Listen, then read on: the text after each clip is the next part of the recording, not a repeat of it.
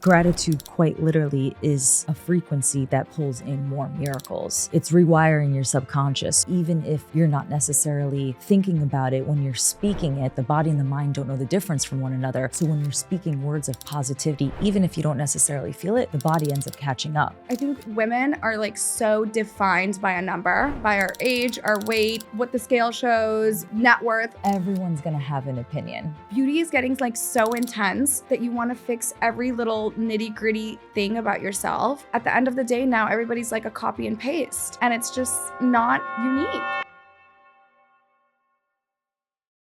Zahara.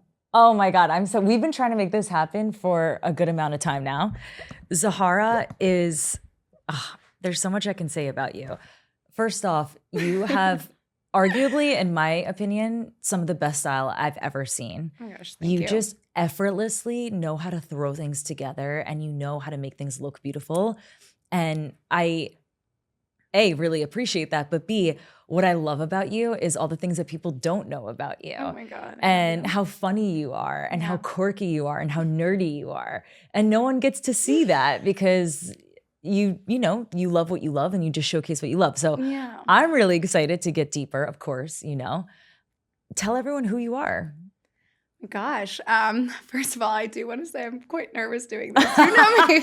Yeah, no one would ever expect Zahara to be nervous because you're so beautiful and confident, but you also have the other polarity where you get like, oh, I'm a little nervous. Yeah, I know. Whenever the camera's on me, it's like, that's when I'm nervous, you know? And this is my first time doing a podcast. Really?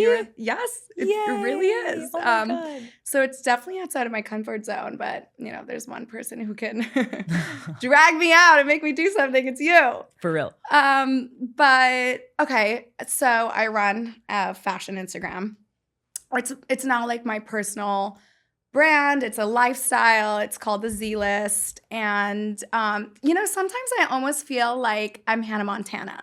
Like, I have no other way of putting it than I feel like I'm Hannah Montana, because I feel like on the outside, I have this like glamorous life. I travel all the time. I'm in like nice places, and I love my outfits. And what people don't know about me is that I've had this like crazy career in tech, like a very intense 9-to-5 career, at very big corporations. And you're thinking about going back to it now.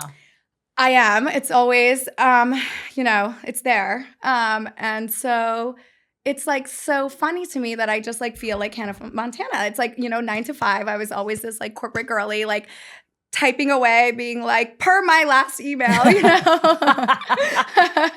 And then after 5, I'm like out and about and like going to all these influencing events and things like that. But, I'm really grateful for it. I feel like it's really shaped who I am. And I think there's like, multi dimensions to me and levels to me that it really just doesn't come across on, social media. And I think that's what, at the end of the day, social media is. It's like not everybody is posting every single thing about their life. So no, most people didn't know I was married, that I have a child. I'm very quiet about how I post my personal life because I cherish it so much that I don't necessarily always want people to have access to it. Right. I always want to educate and champion other women, but there's certain things that I adore, and I'm like, this is my safe space, like my home, my child, my relationships. I always felt like that was mine, and I just cherished it. And now I'm slowly kind of posting a little bit more, but social media does not showcase the whole story and the whole person. Yeah. With that said, where did you grow up? Do you consider yourself religious, spiritual, both, neither? So I was born in India. I grew up in Lucknow. It's like a small city.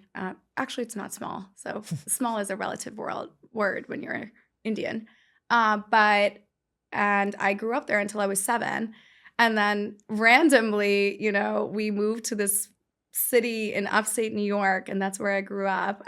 That's, my dad is like the definition of the American dream. So he always wanted to be in the States, and he was able to accomplish it. And so I guess, wait, you know what? Am I first gen or second? Or You're probably first. I'm first, right? Yeah. Yeah, I'm not even second gen. Yeah. Yeah, because I was born there. Yep.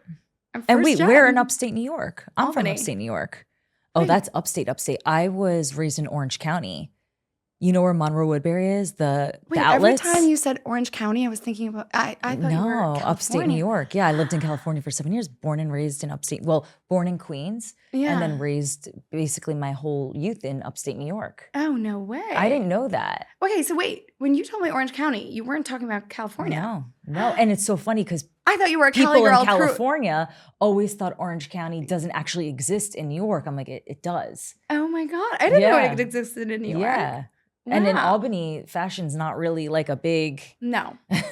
You were probably kind of the odd one out. And being Indian. Yeah. So actually, I was like the only Indian person in my school. I went to a really small high school. Yeah, for sure. It was literally only white people. Yeah. And it was actually a really small school. So it was like, I don't know how many kids we had in my grade, but I think it was like 100. So you can imagine, I think there was like we were the Indian people, like the Indian family. For sure. There was an Asian family, actually. One Indian, one Asian. There really was. Maybe a few Jewish. No, I don't even know if the Jews were there, to be honest. Actually, I wasn't aware of that. It was white people. Like, white people are white people. And your dad was like, it feels good and safe here. We're going to live here. Yeah. And there was like a couple black families, but like maybe one or two. Actually one, and then another moved in my senior year. Wow. So it was like no diversity. Wow. We were the only one. But you know what? I like really loved my childhood. It was just easy. It was a really nice school. I mean, it's really boring in upstate New York, as you can imagine. Yeah. But it was chill. People were really welcoming.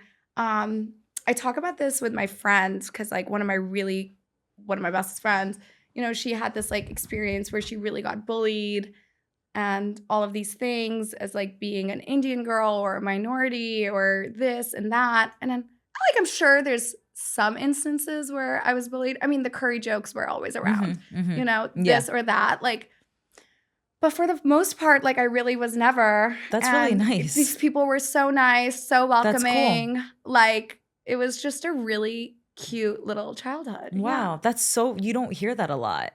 Yeah. And it's so much of you. You're such a positive person that even when you get negative, you still are like, it's okay. And now it makes sense because you had a beautiful upbringing where you're just like, it's okay, like, it's fine. And that makes more sense now knowing that. You know, it's funny you're saying that, and I'm wondering if I think my brain defaults to only keeping happy memories. And I think that's why I like over romanticize my past, maybe perhaps. But well, most people don't know about you that you're actually very spiritual, and to be spiritual is to understand, to see the good in everything. Yeah.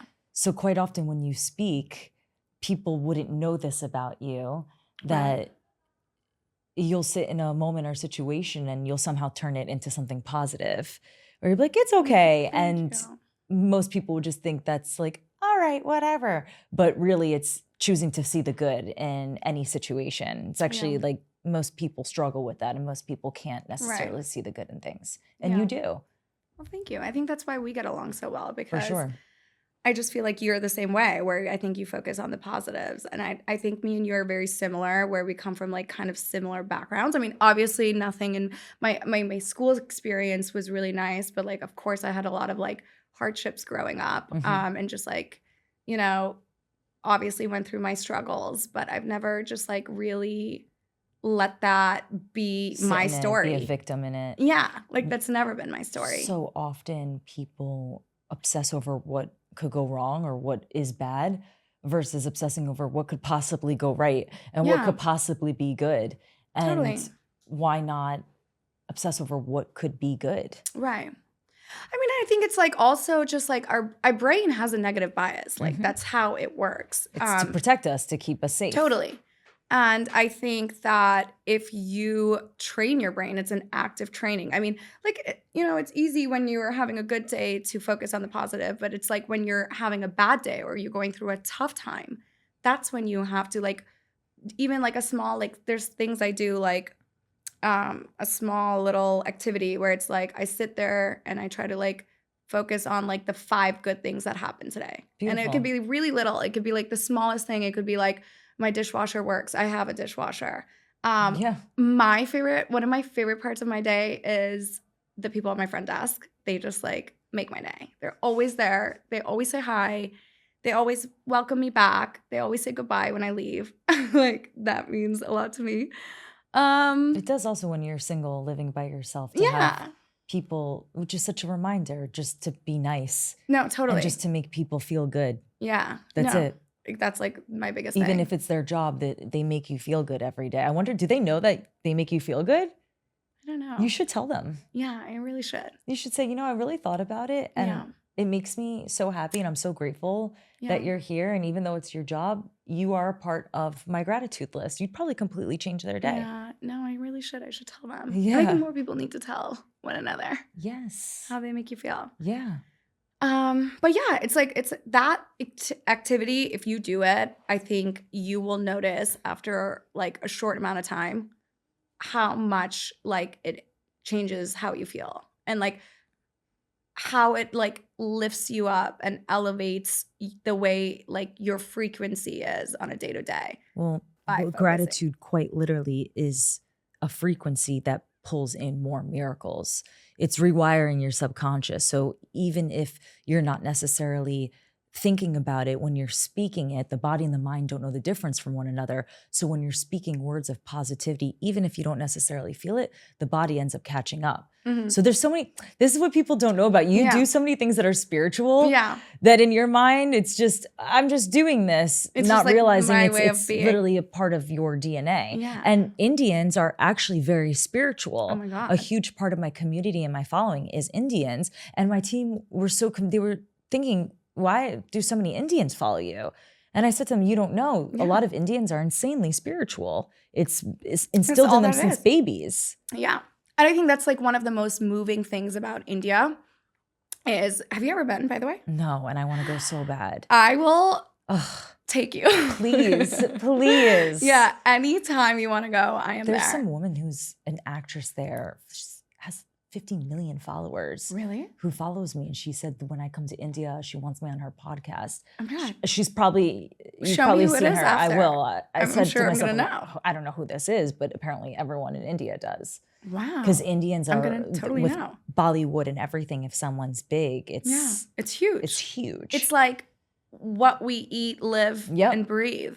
The cinema, movies, it's everything. Embedded in the culture. It's our culture. Mm-hmm. Like if in India, like it's so funny, our movies are musicals. Yeah. And like if a song comes out and it's all over the place, it's like people will know the dance moves of it. You know, it's like that engraved in our culture. So it's amazing. You would love India. Weddings. I actually didn't realize I spent a lot of time with Indian people. Really? The weddings are crazy. The food is crazy. The spices. Remember when we were first talking and I said, I'm half American. Thank God I'm so blessed to be American. But sometimes I get so stressed out by the food. It's like one morsel of salt, one morsel of pepper. I'm like, give me some basil, give me some curry, give me some spice. No, we love all of that. Spice. Okay, so the best thing about India is that like maybe I'll just talk about this a little bit. This is how I explained it to my ex. I dated a really white man. Yeah, Zahara is the typical like dark features, personality, Indian, and then because the American side's so prevalent too. Yeah. I love a white guy. Oh my God, no. Whereas I'm not attracted to really white guys. Well, I don't know what my type is anymore. Really white, but it's upbringing, Albany. Yeah, I mean, it was all I knew. I went knew. to a really small college as well. And then, this person I dated in college, but whatever. The point was, okay, I digress. I don't know my type anymore.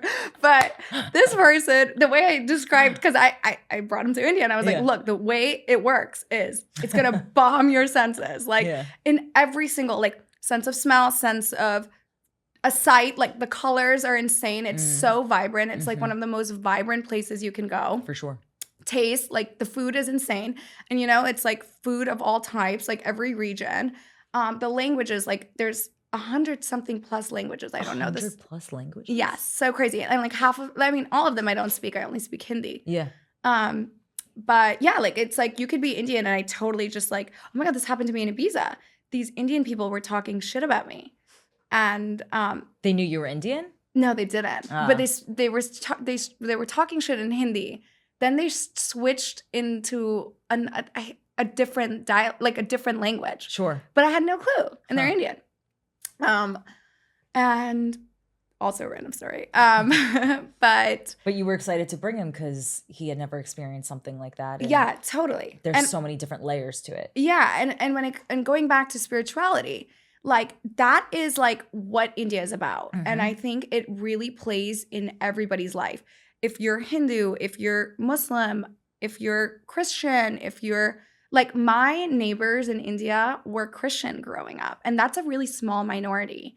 And they would have the Christmas tree and the Christmas cakes and stuff like that. But the spirituality is like what we are, like what we eat, breathe, love. The way of doing, like even Ayurveda, it's its own thing, now that's coming. All the chin filler warriors are taking over. That's actually, I'm stealing that from my best friend, but she calls them chin filler warriors. There's nothing these people love more than a little yoga and chai tea lattes and Ayurveda. Oh my God. No, but I love it. I mean, but at least it's being spread. That's exactly my point. I think, like, you know what? If you're adapting it and it's giving you a sense of peace and positivity, that's what it is. For sure. And you're able to take it in and like incorporate it in your life. It's like centuries of wisdom, Were your parents religious or spiritual or neither or both? My parents are religious. I mean, I would say I'm religious. I'm probably not the best embodiment of I was keeping Ramadan with Sahara, and then I'm dating a French guy, so I broke it with beautiful wine. You had wine? I know. 2 nights ago, I was like, no, I'm keeping Ramadan. He's like, you're Jewish. I said, yeah, but I love a challenge. I think 30 days, you know what? I want to get back on that. It's fine. You get a pass. You get a hall pass. I'll give you know what? This month, I will give you 3 hall passes. Go for it. It's my first Ramadan. It's your first Ramadan. 30 days it's not a joke. No. And it's meant to be taken seriously because it's so interesting how Ramadan and Islam and all these ancient practices of fasting were considered too much and aggressive and stupid at one point. And now science has proven all the benefits of fasting and all the benefits of keeping a fast as deep as this one. And it's just interesting how ancient history and wisdom is now being led and honored by science, and bringing both of them together really allows people to understand in depth how important it is. Yeah, totally. And I think it's like, I always say religion is like what you make of it and what it brings you. And like, it's important to me. It's a part of my life. I love that like this month I get to really, I love religion and like I personally pray. And I think it's to show gratitude. Like I'm so lucky and I'm so blessed. I think it's like my way of like really thanking God. Mm-hmm. And, praying for my family and praying for my close loved ones and my friends. And like, it's like my little time. And I think that's what religion is to me. And, but, I'm pretty spiritual, as you know, like I believe I believe in aliens. I believe I believe in quantum theory of time. I believe in everything, actually. The truth is, Sahara, what's interesting is people have lost, and this is what I love about you, people have lost a sense of being whimsical. If you give me something, a crystal, a piece of clothing, and you say, I believe that this has powers. Yeah. I do too. Yeah. Because you know what? I love magic. I love energy. Totally. If someone believes that something holds something, why not? I'm going to choose to believe it too. Yeah. Because who said otherwise? And you're very much like that. Yeah. Zahara called me earlier and she's been really wanting this job. She's like, say a prayer for me. I'm like, well, let's light a candle now. We lit a candle. Why not? It worked. Why not see the magic? Why not send energy to people that you love? Even if you don't believe it to be true, the energy of it, energy is never lost. So when you do these things, even if you don't feel it in the moment, it's not lost. It's like calling a friend and they say, I was just thinking about you. That's so weird. It's really believe in energy. It. Yeah, no. And if you understand this and you do believe in magic and you do believe in the power of connection, you cultivate friendships that also attract similar frequency. And that's how you just continue down the path of bringing it all together. And isn't life more fun when it's like that? No, 100%. Isn't that the whole agenda? Like have fun and have connection? Yeah, no, I think that's exactly what you said is like 100% truth to it. Like, I think you really attract what you put out there. And I think that's why you have to be like so aware of your consciousness and work on it. And it's not like every day you are this perfect being, No. right? And like it's literally a muscle. And how do you think your parents implemented it to you? You know, now this is going to start feeling like a therapy session. Because it's just so interesting, right? Yeah. How do our parents influence? My mom and dad, I don't consider to be spiritual at all. No. Not even a little bit. Well, and not religious at all. So I had to find everything on my own. Yeah. Completely by myself. Which you were meant to do. Like that which is I was the meant path to do. That you've taken. Even and you're the so man good that I at it. married was always, everyone always respected it, but no one really cared to dive deeper. And I actually realized that the older I got, the more involved I got, and the more connected I was, I actually ended up inspiring people in my family to then get reconnected to it. Totally. So it's just funny how our parents affect us regardless. Yeah. But I think at the end of the day, everyone ends up finding closeness to, whether it's spirituality or whether it's religion, they find it in one way or another through themselves. Yeah, and like my parents, like, you know what? They're very traditional Indian parents, like brown parents. And they're still married? They're still married. Wow. They were arranged marriage, you know. What? In my family in India, there is still like arranged marriage. Like my cousins got arranged marriage. Some people really say that there's a power and a beauty to that though.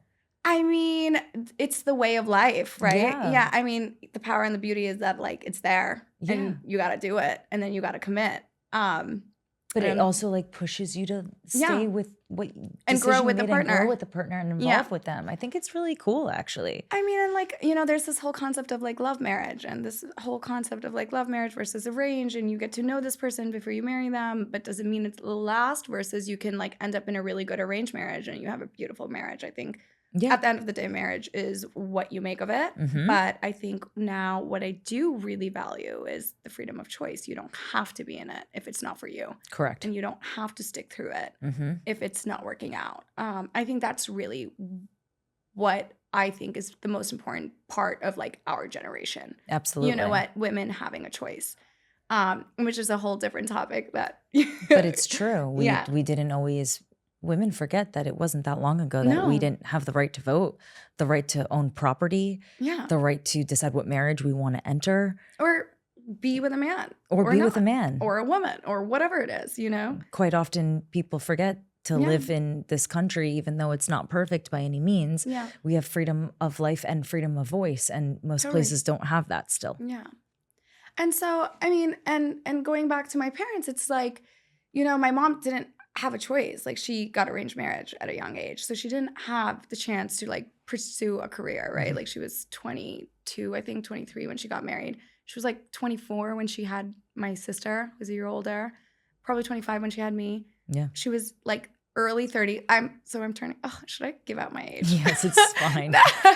Actually, speaking of one thing that I'm trying to not be defined by, numbers. I think women are like so defined by a number, by our age, our weight, you know, like what the scale shows, net worth, maybe, if you care. The whole thing. The whole thing, you know? And no matter what you do, doesn't matter how old you are, what size you are, how much money you make, there's always going to be someone that says, it's too big, it's too small, it's too skinny, it's too fat, it's too much money, it's not enough. Your career is great, but you should relax. Followers, likes, this, whatever. Everyone's going to have a comment. I know. Everyone's going to have an opinion. Yeah. It literally never ends. That's why I'm doing whatever I want to do, because someone's always going to have opinion on it regardless. Yeah, that's 100%. It. But like that's an active thing that I'm constantly working on, is like not being defined by this number and not giving myself like the highs and lows. Like today I weighed myself and I was like, this thought literally stemmed today because I was like, this is the lowest I've weighed in a while. But it's not like I'm suddenly that much happier because I've weighed this much, you know? But isn't that interesting? You caught that. Yeah. Because I sat there I'm not any happier with this. Yeah. It's like, okay, great. Now this is a number. Like what happens when I'm 5 pounds heavier. Which is so funny because so many women would look at your body and say she's got the perfect Kim K, the curves and the hair, and Girl, it's just, you're and then me we up. Whoa, and then I we gotta look come at here a lot things more. and they're like, oh, I'm not Yeah. skinny enough, I'm not this enough, and it's all really in the we eye all of the feel that way. beholder. No, 100%. we all feel that way. Like, I mean, I can go in the spiral all the time. Mm-hmm. Different spiral for a different episode, but I'll be back. Now I'm having fun. Give us some fashion. Pretend I'm in college. Yeah. I have a really tight budget. Mm-hmm. I need 5 pieces. What would you suggest that you need these 5 pieces and perhaps these brands that are known for these 5 pieces? Okay, that is a really good challenge. Capsule. Capsule. It kind of depends where you're living, but I think a really good capsule collection should be 5 things. A really good pair of blue jeans. What brand? I mean, I think they just have to fit you. Really, like, it doesn't matter what brand. There's You so can go many to brands. but you can go to Abercrombie, you can go to Levi's, you can go to, I love like what's that brand on Revolve? A lot of my jeans are this. I'm blanking on it. Yes, yeah, a Goldie. Yeah. I love their jeans. Yeah, they do make great jeans. Yeah, they make great jeans. But it just depends on your budget. You just have to go find the right piece. What style? I like a boyfriend. Okay. I'm a boyfriend girl. Yeah. I've never been a skinny girl. Skinny jeans. Never. Could never be me. That was me in high school. I don't think but those aren't in. No, but I mean, people always try to bring them back. Could never be me. They do always try to bring them back. It's like, and you're like, leave it's them not alone. coming back. Leave them. Stop trying to make fetch happen. Just leave the skinny jeans alone. Like, no one looks good in them. I'm sorry. I don't think so either. Okay. I think a really good t-shirts. Like, t-shirts could really. Give me the best white t-shirt brand. Honestly, Levi. I love Levi t-shirts. See, this just inspired me because I had a girl suggest a brand that was a $200 white t-shirt. Yeah. And I thought that was kind of crazy. Yeah, but we're talking college. And it's like, okay. I'm talking even now. I don't want to buy a $200 white t-shirt. I think it's crazy, No, I would Zahara. never either because I would spill on it. It would be gone. It's crazy. It'd be totally gone. Even with OxyClean, it doesn't, no. No, I don't even have Levi's that. white t-shirt, boyfriend jeans. Boyfriend jeans. A You good got 3 trench. more. A good trench. A really good trench. Like that naked wardrobe one you wore? Yes, but that's leather. I even mean, good question. You can see the follow-ups, the details. Leather or non-leather? Okay, I really believe in a leather jacket for sure. Yes. Okay, so maybe a naked wardrobe leather jacket, and it's an investment. It's totally worth it. I love. It looks expensive. It looks so expensive, and I like to feel petite, so I love shoulder pads. I love like a big shoulder pad because I think it like cinches at your waist. Yeah. And then you just look so chic. So chic. A t-shirt, a trench. I think all seasons, right? Spring. Somewhere on a cold day. Zara, H&M, whatever, as long as the cut's nice. Yeah, I mean, a brand that actually now I wouldn't even say it's like, it's mid-priced, but Helsa does such good outerwear, but it is pricier. Some of their pieces are really pricey now. But you know you're going to get a lot of use out of it. Yes, totally. Cost per wear. And one sneaker brand, like an everyday sneaker that's chic. Okay, I mean, I don't know if this is like overdone now, but I always wear my Adidas. Sambas? Yeah, I the love Sambas. those. I have them in so many colors. They're just easy. I want the snake skin, the black, the green, or the blue ones I thought were really cool. Oh my gosh, I with haven't like seen boyfriend those. jeans and a tee. Yeah. Yeah, a lot of girls in Tel Aviv always wear Sambas, and I saw a really? few now with the snake skin. I was like, that's cool. Wow, I have to see those. You have to show me. Yeah, and they're haven't seen them. they were like $100 too. They're really for snake skin, like faux snake skin. I thought that was interesting. That's so nice. Yeah. I'll have to look. And Okay, then, trench, boyfriend jeans, white tee, sneakers. And then, I mean, this 5? What about all the dresses? Okay, I think I would do I mean, 5 like things you should absolutely have in your closet. Yes. Maybe it's because I'm watching Love Story. Yeah, everyone's obsessed with like her style and everything. Yeah. But you know what? I have to say, yes, her style is amazing, classic, chic, effortless. Like, but it's also just who she is. It's her body. It's how tall she is, how skinny she is, and the hair. It's like, I'm sorry, but even me, if you put me in a jeans and a t-shirt, I'm not looking like that. Yeah, it's the body. She's timeless. It's the 90s era, right? You're just stick skinny, smoking cigs, looking good, hair's a little undone, you're tall. Yeah. And I love that era. Like I love like unique the uniqueness of people's beauty back then. You've spoken about that a few times. I know, because you were really inspired by that. I wonder if another lifetime you lived in that era. I wonder. I feel you've brought it up a few times. You're very inspired by it. So I always thought like maybe you had a lifetime that you lived in that. Yeah. That'd be kind of cool. I probably. Yeah. I mean, I just think like now, like I think it's so chic to have imperfections. I think beauty is getting like so intense that you want to fix every little nitty gritty thing about yourself. And like at the end of the day now, everybody's like a copy and paste. And it's just like not unique anymore. I mean, sure, you're beautiful and you're fitting the beauty standards, but I like a little crooked nose, a bigger nose. I think it's chic. I love, a little slight offness to beauty now. And like when I feel nostalgic, I'll go look at like Catherine Zeta-Jones in Mark of Zorro. And like she had thinner lips to our current beauty standards, or Penelope Cruz. I mean, these are the most beautiful women on earth, but they were just so naturally beautiful. It's just so refreshing to look at. You have an appreciation for beautiful things too. Yeah. So when you see this is what's interesting about you. It's not just, oh, this outfit is chic and expensive. You truly appreciate beautiful things, beautiful clothing, beautiful bags, beautiful features. And often people could look at your page and just say, oh, she's just obsessed with expensive things. But you really appreciate beautiful things. Yeah. And you really embody that feminine side unapologetically. Yeah. And I find that to be really inspiring. And I think that women who perhaps feel insecure to tap into that, I would encourage them to do one of these things that might feel a little over the top for them, just to try something different. Yeah. And I think that's where you really push women to just try to, dress up a little bit more today and try and see how it makes you feel. For sure. I think it's all about looking and feeling your best. And like and to be honest, I'm very pro like whatever is gonna make you feel good, you should do it.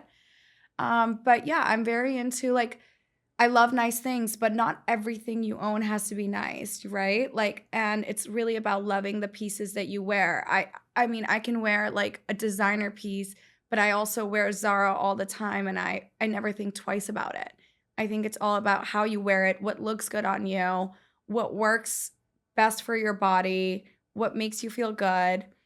And When you worked in tech and now that you plan on going back, are you still going to dress very fashion forward, or do you dress differently in those settings? Actually, like office style is like one of my favorite styles. So really? like I used to go in the office. Like I haven't worked in an office in a while, but when I lived in New York, I actually used to go in the office. And one of my favorite things was my office looks. Like I love a good office look. Like blazers. Like a really good blazer. Oh, I should put that on my fifth thing. Yeah. A really good black blazer. Everyone should have a very nice structured black blazer. Any brand? A brand.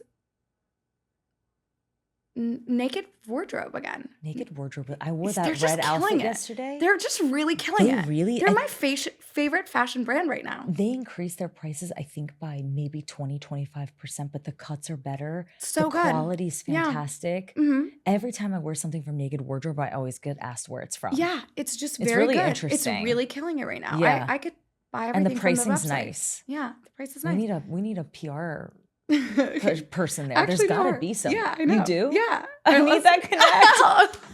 I got you. I'll go wear it on the podcast every day. Yeah. I'm really impressed it's so with their amazing. I love that really, brand. They're like literally one of my favorite brands right now. They really are doing a beautiful job at making beautiful pieces for women that are affordable and fashion forward. Yeah. But that can be repeated a lot. And this is why someone like you is actually a value add to the internet, because women don't often always know. They don't have the gift of knowing what looks good on them or what's fashion trending. Right. When I was growing up, I grew up with a single mom. We didn't have a lot of money.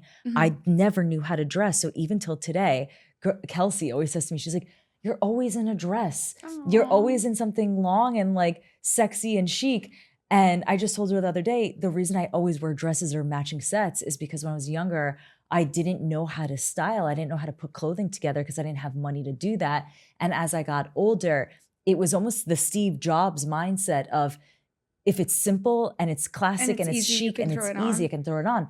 But now I'm more inspired by having friends in fashion who put things together in more trending ways to do that. But growing up, we didn't have that. We only had TV. Yeah. That's it. And all those women were wearing insanely expensive items. I couldn't afford it. So to be able to have the gift of appreciating something beautiful and knowing how to put it together and sharing that, it's cool. Yeah, no. Oh my gosh. I feel like you have such a cool background. And even sometimes you speak and I'm like, wow, I didn't know that about her. Yeah. And isn't it so special to know where you come from and like how far you've come and who you are now and like where you will, kind of be. But looking at you, you would never know that you didn't know how to style or you came from, this background and stuff like that. Oh, yeah. I mean, even till this day, my mom, everyone always assumes my mom's some like glam azan and she doesn't wear makeup. She doesn't wear heels. She's super chill. She lives in Jersey. I love reading because my mom loves to read. She's a teacher. So that's where I get my love of teaching. But if you don't have a woman that inspires you in certain ways, that's where you can really use the internet and social media to find inspiration. And now you have so much access. So much access. And knowledge and stuff. It's funny. crazy. I think we have similar, of course, my mom has always been into beauty. I think that's where I probably get my love of like makeup from. She loved makeup. But they have the immigrant parent mindset where they freak out when they find out what I'm spending on my bags and my watches. Sure. And, all the things that I like. Because to them, my mom is like, please save your money, save your money, save your money. And they're in this concept of like, save your money. And to them, like all of these things are so frivolous. And, but I've always been like this. Even at a young age, I knew and like, of course we didn't shop designer. Like I remember the first most expensive thing that I bought for myself was a pair of Uggs. I like worked this job. That's old school. Yeah. Uggs were really expensive. Yeah, Uggs were really expensive. They still are. $150 for a fluffy, trendy shoe. Yeah. And there's this quote on TikTok. It's like Maddie always knew who she was at a very young age. That's us for sure. That's us. I knew what I wanted at a young age. I loved this shit. My mom used to always say to me, you have wine taste on a beer budget. Totally. And I always thought to myself, one day I'm going to be so wealthy and I'm going to know how to put myself together and then I'm going to be able to help others understand how to do that because I wanted wine taste with a wine budget. And I refused to settle. And I feel like you're very similar. No, in that I know. regard. I think that's why we have a lot in common. Like we bond. It's really interesting. You're like, no, this is who I am. And I'm going to be unapologetic about it. And I'm going to own it. Whereas a lot of women still to this day are very conscious and embarrassed by wanting or loving beautiful things. And then they actually sabotage or they'll settle in relationships, which you don't do. You are very much so, this is what I want, this is what I deserve, this is the type of man I want. He's going to be okay with the fact that I love beautiful things. And a lot of women would actually feel embarrassed or their friends would say, you're too much, you should be a little less, it's too, this is me. Yeah. Well, I've never really been everyone's cup of tea. I'm a niche product, I always say. I am a niche product, okay? I'm Aries sun and Aries moon. Unapologetic. And that's what I love about women who are, whether they love to ride their tractor and not wear makeup or just be you. Be a glamazon, just unapologetic. Just be you. But I hate the way, like, okay, so now I'm like single, right?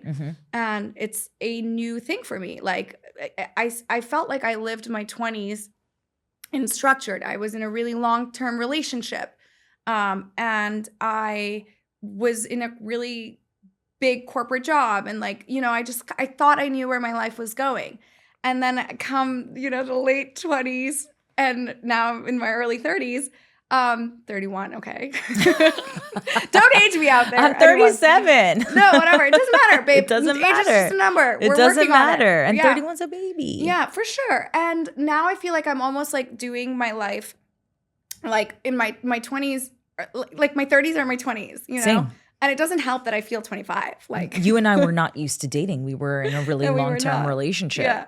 So being single, it's slightly jarring sometimes. But I think what's interesting is that what's interesting about being single is that it comes with like a perception of you that I just didn't have before when I was in a relationship. Like, so now when people look at my Instagram, I think what I don't like about liking being a woman who likes nice things is that like people box you. They think you're like vapid or materialistic or like this is who you are and like this is all you care about. And it's like, no, like you can be, I love a nice thing. Like you're in your, G-Wagon, but you out here praying too. Yeah. Like there's more to you. There's more. And Kabbalah, it's so funny you say this You're because spiritual.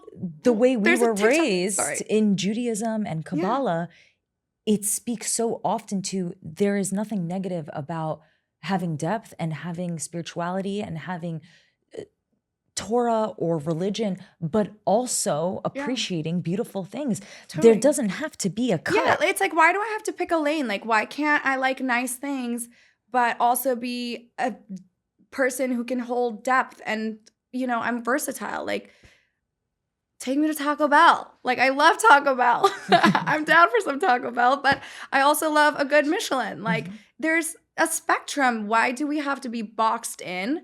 And I think that's one of the things that like social media really does to you. It like if you portray something, like people just think, oh, you went to Dubai. Now you like suddenly you're this person because you were in Dubai, or you're, suddenly this because you're here and, you are in Saint-Tropez, you're in St. Bart's. Like, okay, well, I like other things too, like it doesn't sum up who I am. And it sucks that women get boxed because they like a certain lifestyle or certain things. And it means, like they're still smart. They can still be successful. They can still be spiritual. Work in tech. They can still do whatever they want. And it doesn't mean like you're this person because you happen to have a nice bag. This is a reminder to anyone who's listening to this. Think you are such an example of this, that you can look a certain way, dress a certain way, perhaps even speak a certain way, and to always give someone a chance to get them to know them on a deeper level, because you might be pleasantly surprised. No, 100%. And I think you were surprised when I was talking to you that day. You were like, wow, I didn't know you were so spiritual. And like, I am. Like, I think it's like, one thing that I always like did that I don't do anymore, I would like gaslight myself and my gut feeling. When my gut feeling is so right. Your gut feeling, by the way, is so strong. And about stuff that I have no business knowing. So strong. Yeah. That no one would ever assume. Yeah. And that's why you always have to go with your gut instinct. No, totally. Always. That's like the one thing I believe in. It's like you got to stick by your gut. But like, I think even women, but we're so like, if we're so taught to like not listen to your intuition, when I think we have so much intuition. Beyond. Yeah. We have what's called our inner North Star. Like you saw in my seminars, what I teach. So often we question ourselves because we're listening to our friends, our therapists. Validation. On the phone. What do you think about this? The truth is you should listen to everyone, but then you should really listen to yourself, because you know yourself best. You know your heart and your soul the best. Yeah. So listen to everyone, but then listen to yourself. I know. And like anytime I don't really listen to myself, it bites me. It really bites me. 3 pieces of advice for the girl who's young, awkward, doesn't know what she wants to do with her life, and doesn't feel confident. Ooh, this is good. I mean, I think this is advice that I woke up the other day and I was looking back at old pictures. And I was looking at myself, and, in that moment, I always felt so insecure, or, that I didn't look good, that I didn't have a good body, or whatever it was. Like, when you're going out and you're like, I look fat, I look this, I look that. And now I look back at those pictures and I was like, I was so pretty. Like, why was I so down on myself and so hard on myself? Like, it's really acceptance. And maybe it's because I'm a little older now and I can like feel more at peace with who I am and like have more of the confidence and like the self-worth. There's a difference, that book Worthy talks about like the difference between confidence and actually like self-esteem and feeling worthy, And So I think like that's one advice I would give is like stop being so hard on yourself, right? Like I wish I can like look back and just be like, it's not that deep. Like you're so pretty. And now I'm telling myself that. So I'm not in my 40s and I'm like, why was I so hard in my 30s? You know, why didn't I feel good? Why did I feel like this? Why did I feel like that? It's like just be in the present.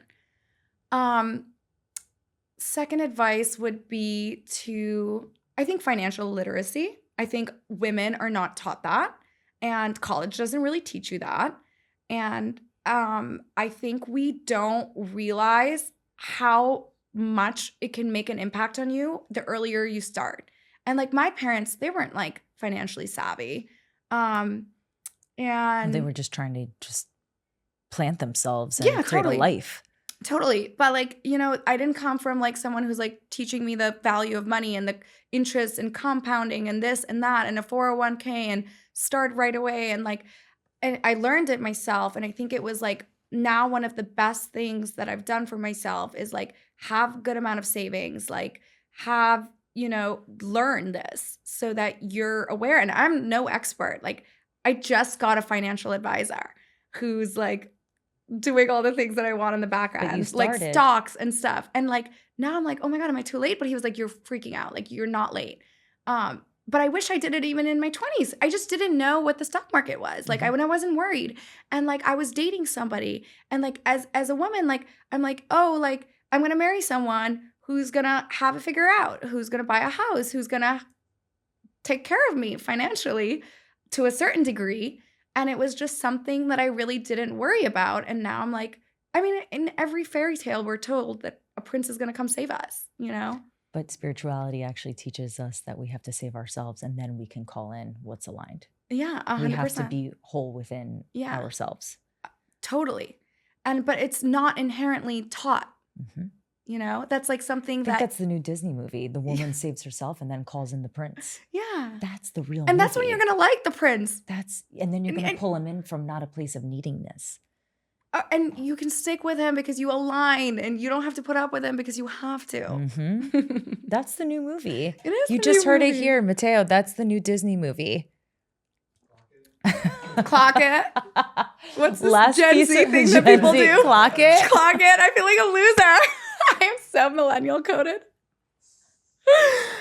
Last piece of advice. Okay. This is all really good. Really? Yeah. Wow. Thanks. I love financial literacy is not taught for women. I had Rachel come on here who teaches a lot about how to use your credit card, how to use points. Well, and it's easier to find now. Like it's easier to digest. I'm always reading about it now. Mm-hmm. But it was just like not of interest back then. Like I just wasn't focused. And thank God I like did, you know, the bare minimum and like did my 401ks and this and that. And I'm so grateful for it because I didn't even realize, like sometimes I look back and I'm like, wow, this money's there. And I totally forgot about it. But imagine if I didn't do it, you know? Yeah, such an interesting concept even to just create a course for women, how to start basics. Just basics. I pushed Rachel to do a course on financial literacy, how to use a credit card properly. Yeah, 100%. How to pay it. Oh my God. How to use it. For the longest time, I wasn't collecting airline miles. No way. See, my ex-husband taught me that. Otherwise, I probably wouldn't have known. My ex-boyfriend taught me that. He got me. But the card companies also don't want you to know because they don't want you to take advantage of things all the time. But like also when you're just a girl, you're just distracted. Like you're just like, you have to look good. You have to get your hair done. You have to get your nails done. You have to focus on being skinny. You have to have a 9 to 5. Then you're you're going to Pilates. It's okay, we curse. Oh, really? Yeah. Okay, cool. then you're working. Then you're also a mother. And then you're dating. Yeah, and then you're like all these things. It's like, are you really going to go learn about the stock market? But you should. Yeah. Even if it's basic education, even if it's the top of the top. Totally. So it's last piece. We need a last strong piece. 20s,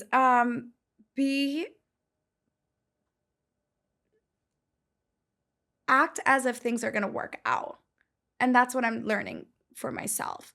You know, I am now going to move like it's going to work for me and take the risk instead of what if it doesn't work, right? Like, I think that's my biggest piece of advice. Like, instead of obsessing over what could possibly go wrong, obsess over what could possibly go right. Well, and it's like when it comes to like job things, right? Like most women don't, like men always overshoot for the jobs, even if they're underqualified. women would never apply for that job. But it's like, what if you did land that job, right? Like, take the chance and like act as if it's going to work out and you're going to get it and then you'll figure it out. That's how you And got into tech. yeah, actually, 100%. That's how I get into anything. Mhm. Really, I just go for it. And like I lost that aspect of me a little bit recently. And I want to like bring it back into my life. Like I think it takes being present. I love who I am when I'm present, when I'm not living in my head. When you live in your head and you're just like constantly like thinking about all the ways it could go like sideways, or insecurities or this or that, I think that's like when you really create a lot of problems for yourself versus being present. I agree. Yeah. Amazing advice. Welcome to your 30s. It's a great place to be. Yeah. Where can we find you? You can find me on the Z List on Instagram and TikTok, also at the Z List, and shoot me a message. Thanks for coming on. No, thanks for having me. This is so fun. This is so fun. Yay.